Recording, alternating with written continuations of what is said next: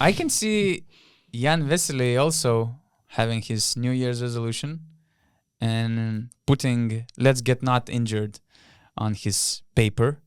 Let's say he's out, as well as Nando De Colo. That's a huge blow for Fenerbahce, actually. Vesely is out for probably 4 more weeks. De Colo from 7 to 9 weeks, which is a lot. In De Colo's case, it might be more than a half of the rest regular season. And the main question we have, one of the main questions we have for this podcast is, are we talking that Fenerbahce's playoff chances, playoff hopes are dead? Don't you think that Fenerbahce was actually the club that wanted the season to be suspended for a couple of weeks? I had the same idea. It would make sense, right? For 1 month, it would be clever decision for them. Yeah. I mean, if you look at the calendar, you're thinking about how many games they're going to miss, how many games they're going to play without De Colo and Vesely. However, in this COVID situation, you never know how many of these games will be postponed. And as funny as it sounds, in Fenerbahce's case, postponements are good. Mm-hmm. You can win some time to get your best players back on the court. But honestly, if the situation is the way it is right now, I really don't see them making the playoffs. And that's the consequence not only of the injuries they have right now. Of course, you're losing 2 of your best players, but also the standings.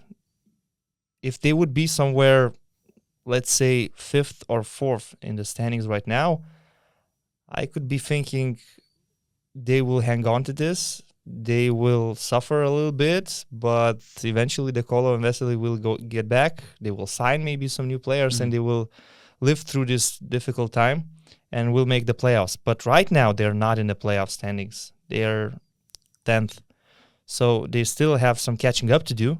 And I just don't really see them doing it without De Colo and Vesely. Actually, in that last game where they got hurt, they lost to Asvel, and you can see that they have a really thin roster.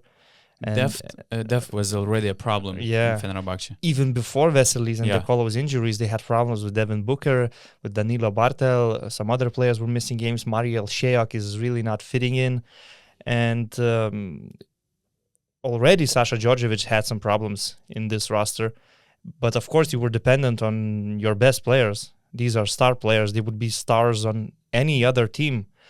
So now we're thinking they're gonna play at least a month without De Colo and Vesely, and in a month's time you can lose 4 or 5 games. So I'm sorry, I really respect Fenerbahce a lot, and I really respect Sasha Djordjevic, but it's just bad luck. And in these circumstances, I don't see them making the playoffs. De Colo and Vesely, they combined for 25.5 points per game, which is 1/3 of total points, 6.6 assists, 1/3, 2.6 steals, 1/4 of the team's total, 8.1 rebounds, 1/4 of the team's total, and they were only players scoring in double digits per game. So this is a huge blow for Fenerbahce, huge lineup changer. For example, what is interesting that Vesely had the biggest plus minus, and 15 most used lineups included Vesely and De Colo, or at least one of them. So it's gonna be interesting to watch how they're gonna change. And my only hope, I think that all odds are against Fenerbahce.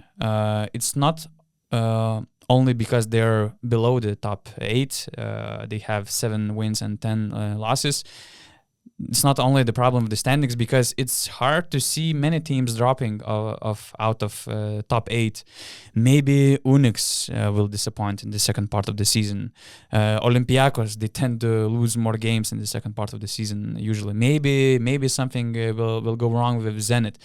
It's really hard to expect many teams dropping out, but it takes that Fenerbahce has to improve their game a lot, and it's hard to do it without their main players. But my only hope is that we had Baskonia's example last year. They didn't have injury problems like Fenerbahce are facing right now, but I have to admit that I checked Baskonia's roster from the last year. I tried to compare it with Fenerbahce's current roster without Vesely and De Colo, and I cannot say that Baskonia was way better team than Fenerbahce will be at the moment. They had, for example, Perija Henry, Rokas Giedraitis, Sedekerskis, Polonara, and Fall on their starting lineup.